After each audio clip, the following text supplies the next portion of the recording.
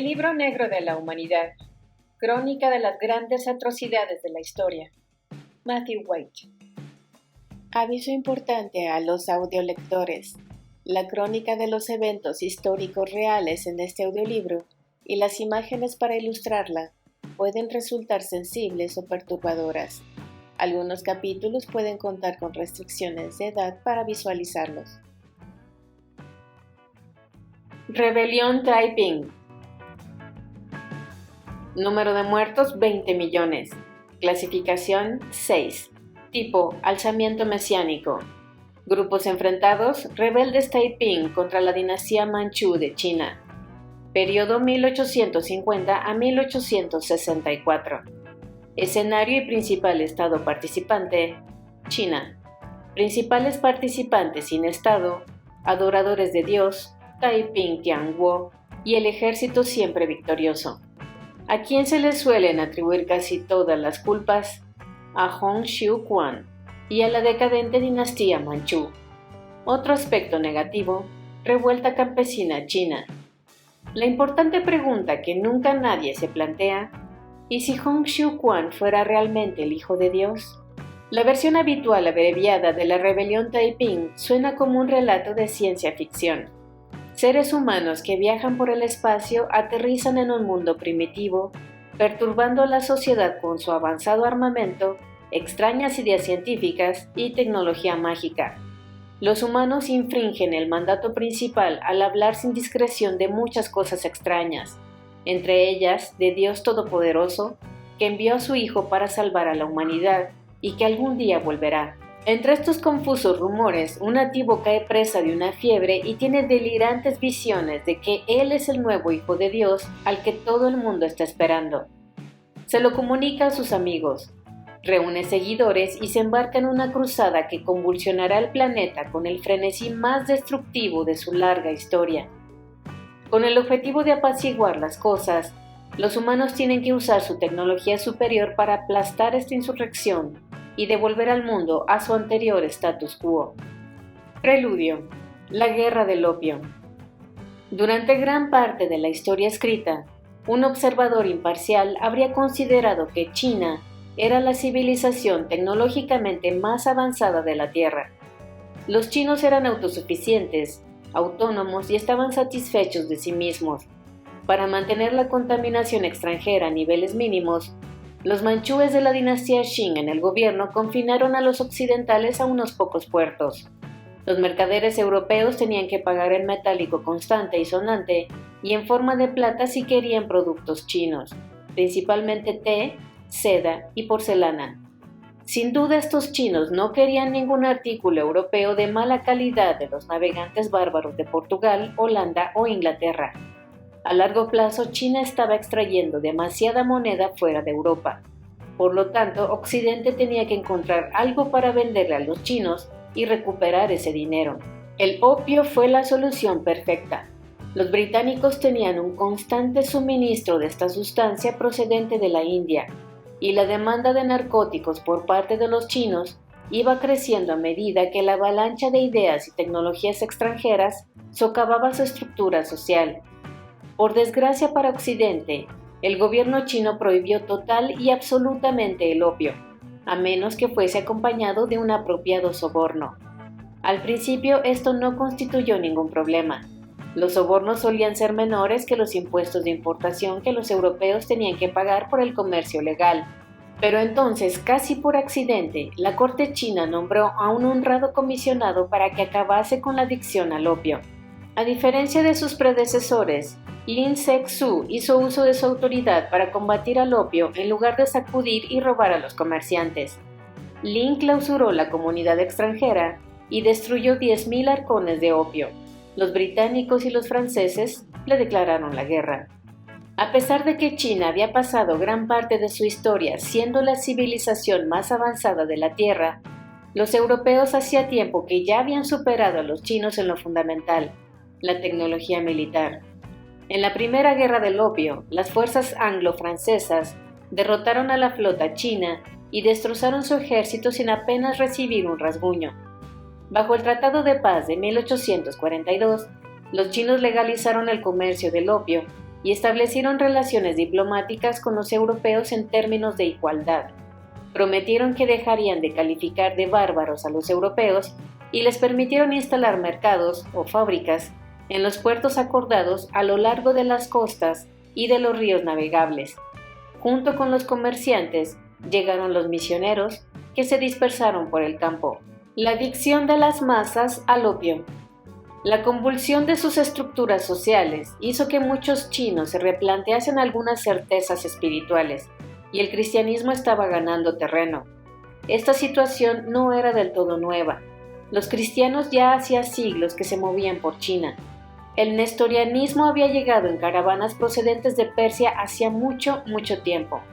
Los misioneros jesuitas llegaron con los navegantes portugueses en el siglo XVI. Ambos tuvieron un éxito limitado, pero hasta la Guerra del Opio, el cristianismo nunca progresó más allá del interés que suscita un culto ajeno al que a veces se convertían los excéntricos. Hong Xiuquan resultó ser uno de estos excéntricos. Vivía lejos en el sur, en el recóndito interior de Hong Kong y Cantón, donde se las apañaba como maestro de escuela. Una noche de 1837, mientras Hong se recuperaba de una grave enfermedad, se le apareció en una visión un hombre de cabellos dorados y túnica negra, pidiéndole que purificase la tierra. Como no tenía ningún sentido, Hong guardó esta visión oculta en el cerebro durante algunos años y prosiguió con su vida. Entonces, su carrera se estancó tras suspender repetidamente el examen de funcionariado necesario para prosperar en la sociedad china. Un día, en 1943, mientras andaba alicaído por la ciudad tras suspender otra vez el examen para ser funcionario, Hong recibió unos panfletos protestantes. Se convirtió al cristianismo y empezó a estudiar con los misioneros baptistas americanos. Pronto supo reconocer los elementos cristianos de su olvidada visión. Se dio cuenta de que el hombre de su visión era el propio Dios, y recordó que le había anunciado que Hong era su segundo hijo, el hermano menor de Jesús. Algún tiempo después fundó la Sociedad de Adoradores de Dios. Al principio, Hong mantuvo en secreto su parentesco con el Mesías, dedicándose sencillamente a predicar una función de los principios del confucianismo y del cristianismo con fuerte hincapié en los 10 mandamientos. Con el aumento de sus seguidores, arremetió contra la adoración de ídolos, destruyendo santuarios confucianos y ancestrales. Estableció comunidades rurales, bautizando cada vez a más y más conversos, hasta que los adoradores de Dios alcanzaron la cifra de 20.000 en 1850. Los adoradores de Dios estaban más fuertemente afianzados entre los miembros del grupo étnico de Hong, los Hakka. ¿Quiénes eran los Hakka? Permítame ejemplificar un tema complejo. El pueblo al que la mayoría de extranjeros llaman chino, en realidad no es un grupo étnico. Es más bien una agrupación cultural de pueblos que comparten una herencia común y una lengua escrita, pero no una lengua hablada en común. Ellos se denominan a sí mismos Han. Como la escritura china no es fonética, esta existe independientemente y es utilizada por diversas lenguas que son similares, pero ininteligibles entre sí cuando se hablan. La más extensamente hablada y prestigiosa de todas las lenguas Han es el mandarín. Es la lengua oficial de China y tiene sus orígenes en el norte. El sur de China tiene una gran variedad de lenguas Han, como el cantonés, que es el idioma más común entre las comunidades chinas inmigrantes de todo el mundo. Los Hakka son chinos Han que huyeron del norte hacia el sur en el siglo XIII durante la conquista mongola, convirtiéndose en un enclave norteño en la región cultural del sur. Conservan muchas de sus viejas tradiciones y evitaron las nuevas costumbres como la del vendaje de los pies. Su nombre significa pueblo huésped. Si sirve de ayuda, pensemos en los Han como si fueran los Amish o los Cajunes, ajenos a los que les rodea, anticuados pero no aborígenes. La principal diferencia entre los pueblos de estos ejemplos es que hay muchos millones de Hakka. Aunque los adoradores de Dios de Hong ganaron adeptos entre los chinos de todas las clases, el núcleo de liderazgo era Hakka, y esto los hacía parecer ligeramente extranjeros a ojos de la mayoría de los sureños. Reino del cielo. ¿Pueden los chinos considerarse hombres? Desde que los manchúes envenenaron a China, La llama de la opresión se eleva hasta el cielo. El veneno de la corrupción profana el trono del emperador. El ofensivo hedor se esparce por los 4 mares, y la influencia de los demonios aflige al imperio mientras los chinos, con la cabeza inclinada y el espíritu abatido, se convierten gustosos en súbditos y sirvientes. Panfleto Taiping. Los adoradores de Dios se apartaron tanto del comportamiento tradicional chino que la fricción fue inevitable. Se constituyeron en organizaciones paramilitares y se enfrentaron por primera vez a las autoridades Qing en diciembre de 1850. En enero de 1851, un ejército de adoradores de Dios, compuesto por 10.000 hombres, derrotó a los Qing en la batalla de Jinjiang. Respaldado por la victoria, Hong se proclamó Mesías de los Taiping Tianguo, o Reino Celestial de la Gran Paz. Elevó a 5 de sus más cercanos seguidores al rango de reyes del este, del oeste, del sur y del norte, y después de quedarse sin puntos cardinales, del ala. Hong adoptó el título de Rey Celestial y concedió el mesianismo a su hijo aún pequeño. Ante el inminente ataque imperial, los Taiping abandonaron su base y se hicieron móviles, avanzando finalmente 2.400 kilómetros hacia el norte a través de territorio hostil.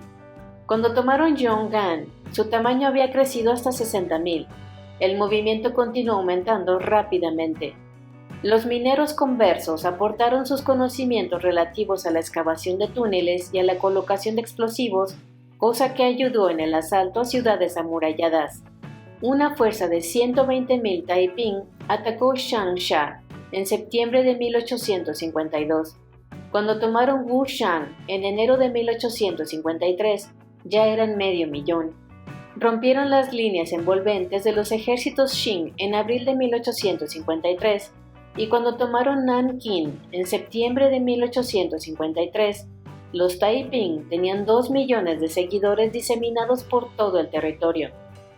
A la caída de Nanking, los Taiping dieron caza y masacraron a los 40.000 manchúes residentes en la ciudad. Solamente 5.000 de ellos eran soldados.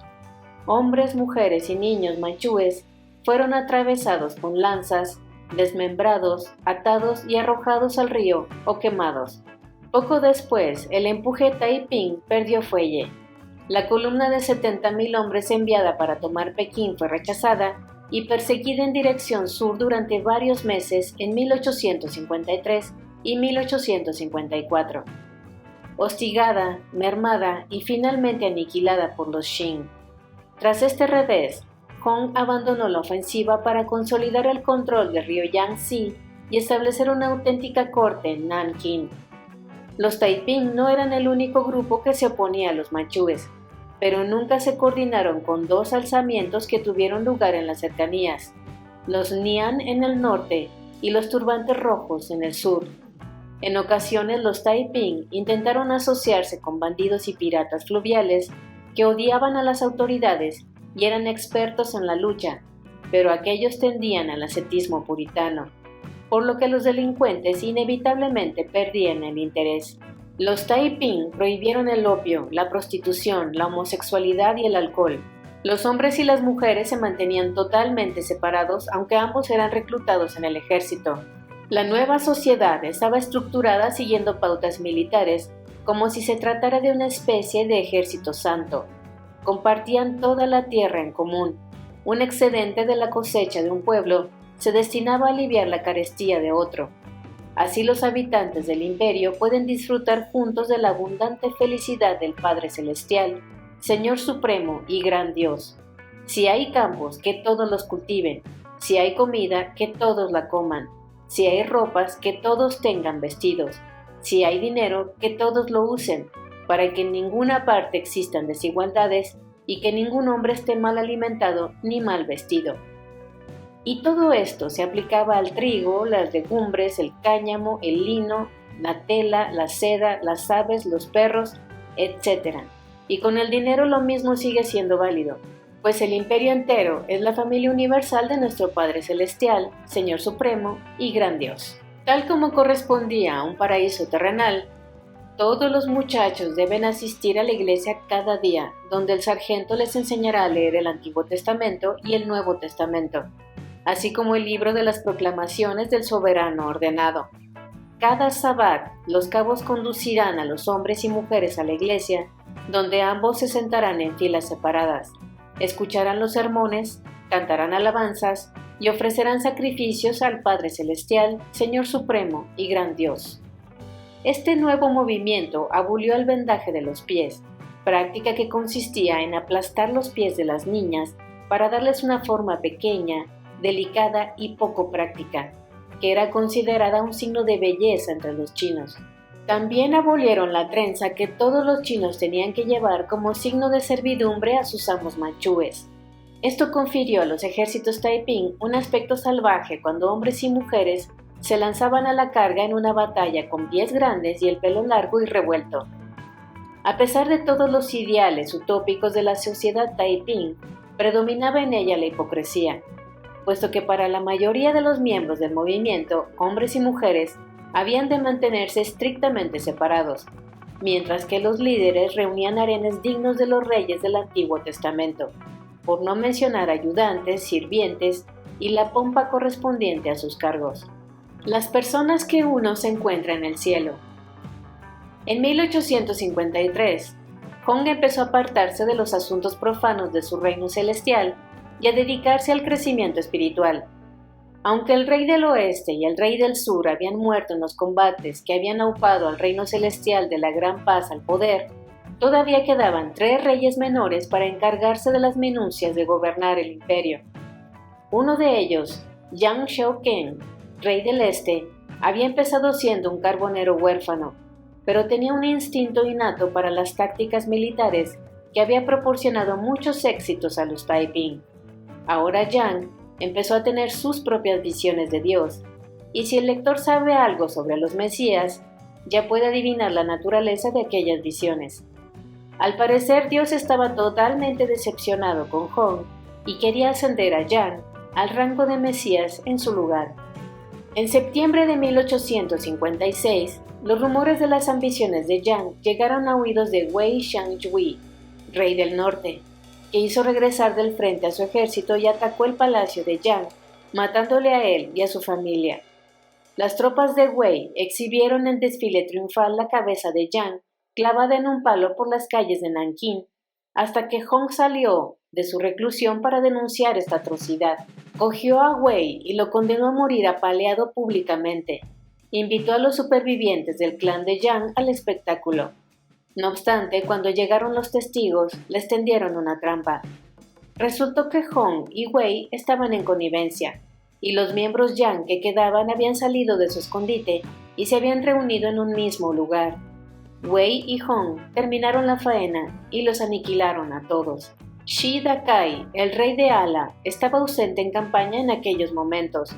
Procedía de una familia adinerada y se había convencido a muchos parientes ricos para que contribuyesen con dinero y propiedades al naciente movimiento Taiping. A su regreso a Nankín, Shi manifestó a Wei algunas dudas sobre el decoro de haber aniquilado a los Yang. Wei interpretó aquella crítica como un desafío, y Shi escapó vivo de la ciudad por los pelos. Aún así, Wei apresó y mató a la madre y a la esposa de Shi. Tras refugiarse con su ejército, Shi regresó a Nankín con 100,000 tropas, sediento de venganza. Hong rápidamente lo sobornó regalándole la cabeza decapitada de Wei. Shi Dakai era ahora el último de los reyes menores y probablemente el menos loco. Satisfecho con la cabeza de Wei, regresó durante algún tiempo al séquito de Hong, pero finalmente se desvinculó por completo del movimiento Taiping. Se llevó a su ejército a la cuenca de Sichuan y estableció su propio enclave independiente. Reacción de Occidente. El gobierno Qing, entretanto, trabajaba implacablemente para contener la revuelta. Los funcionarios la mantuvieron muerta de Cantón, haciendo decapitar a 32,000 personas sospechosas de ser simpatizantes Taiping en mayo de 1856. Un testigo ocular informó: miles fueron pasados a cuchillo, centenares arrojados al río, atados en tandas de una docena. He visto sus pútridos cuerpos flotando en masa arrastrados por la corriente, mujeres incluidas. Muchos fueron despedazados en vida. He visto el pavoroso espectáculo y los cadáveres sin extremidades y sin cabeza, simplemente una masa de carne desollada, que yacían a decenas cubriendo por completo el suelo del lugar de la ejecución. Los Taiping esperaban alcanzar un acuerdo con los países de Occidente. No solo compartían un cristianismo nominal con los europeos, sino que desde 1856 los anglo-franceses habían estado luchando en una segunda guerra del opio contra la China Qing. Cuando en 1860 terminó la guerra, los europeos habían tornado y destruido el palacio de verano del emperador fuera de la ciudad de Pekín. Los occidentales evaluaron las opciones. Quizá era el momento de hacerse con el control de toda China y sustituir a la corrupta y xenófoba dinastía Qing por títeres occidentalizados. Durante varios años, Occidente había considerado a los Taiping verdaderos cristianos, merecedores del apoyo moral por lo menos. Cuando se pusieron de manifiesto las extrañas herejías de Hong, Occidente apoyó nuevamente al diablo ya conocido, la dinastía imperial Qing. Aceptaron un tratado de paz que dejaba a China intacta. No fueron solo los hombres de Estado occidentales y el clero los que cambiaron de opinión sobre los rebeldes. En Londres, Karl Marx también estaba decepcionado. En 1853, tenía la esperanza de que la Revolución China encendería la chispa de la mina sobrecargada del actual sistema industrial y provocaría la explosión de la crisis general tanto tiempo preparada. Marx, con una metáfora, era como un perro royendo un hueso, decidido a sacar el máximo provecho. Sin embargo, en 1862 consideraba que los Taiping eran para las masas del pueblo una abominación todavía mayor que los antiguos dirigentes, capaces solo de destrucción de forma detestablemente grotesca, de destrucción sin ningún núcleo de nueva construcción. Con la esperanza de establecer contacto con sus presuntos simpatizantes de Occidente, en 1860 una columna Taiping partió hacia Shanghái, que se había convertido en un protectorado internacional bajo el control occidental en 1854. Ajenos a los vientos de cambio que habían influido en la actitud de Occidente, los Taiping se sobresaltaron cuando las fuerzas de seguridad europeas les dispararon en las defensas exteriores de la ciudad. 300 Taiping murieron sin ni siquiera disparar, porque imaginaron que se trataba de un error. Los europeos no tardaron en ayudar abiertamente al gobierno. La ciudad portuaria de Ningbo había caído a manos de los Taiping en 1861 sin oposición, y sus habitantes se habían aclimatado con facilidad a sus nuevos dirigentes. En 1862, una expedición anglo-francesa volvió a recuperar la ciudad y la entregó a las fuerzas Qing, que tomaron represalias contra la ciudad, torturando y matando al azar a sus habitantes para que sirviera de ejemplo a los demás. Contratistas independientes también ayudaron al gobierno chino, entrenando y equipando a sus ejércitos con el armamento más moderno. El ejército siempre victorioso, una panda de mercenarios reclutados, en su mayoría en los muelles de la Manila bajo control español, combatió a las órdenes de un general americano, Frederick Ward, contra los rebeldes. A la muerte en combate de Ward, el mando pasó a manos de un veterano oficial británico, Charles Gordon, que años después conseguiría mayor fama si cabe en ocasión del asedio de Jartum por los fanáticos derviches del Sudán. Sin embargo, más importantes que los mercenarios extranjeros eran los ejércitos nativos chinos que se estaban adiestrando y equipando como ejércitos occidentales. Los Qing desplegaron modernas lanchas cañoneras en los ríos para poder lanzar artillería pesada contra las ciudades amuralladas de los Taiping. Los generales manchúes siguieron machacando el reino Taiping durante la década de 1860 con nuevos ejércitos modernizados, pero la reconquista quedó ralentizada por la política Qing de no hacer prisioneros. Esto obligaba a luchar hasta el final, incluso al más desilusionado de los Taiping. Las fuerzas Qing invadieron el enclave Sichuan de Shida Kai, el anterior rey de Ala, en julio de 1863. Xi fue capturado y cortado en pedazos públicamente, mientras que sus seguidores fueron masacrados a pesar de la promesa de que aquello no ocurriría. Finalmente, los Qing pusieron sitio a Nankín. Hong Xiuquan enfermó y murió en mayo de 1864, pero nadie sabe cómo ocurrió. El veneno es el culpable más probable. La mayoría de los historiadores se inclinan por el suicidio, pero el asesinato también tiene sus partidarios.